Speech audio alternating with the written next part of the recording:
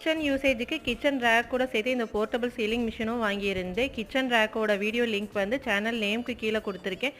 தேவைப்படுறவங்க செக் பண்ணி பாருங்கள். இந்த மிஷின் வந்து ஸ்டாப்லர் மாதிரி குட்டியாக ஹேண்டியாக இருந்தது.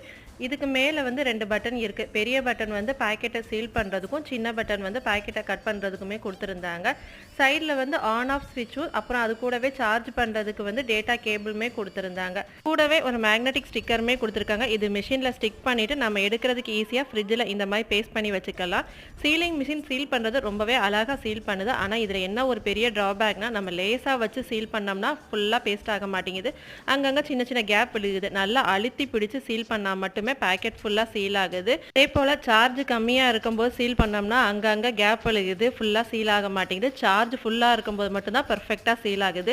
இதில் மெயின் அட்வான்டேஜ் என்னென்னா, பேக்கெட்டை கட் பண்ணுறது ரொம்பவே ஈஸியாக இருந்தது. ஓவரால் ப்ராடக்ட் வந்து எனக்கு 50-50 தான் தோணுச்சு. இதோட ப்ரைஸ் வந்து 141 ருபீஸ்க்கு வாங்கி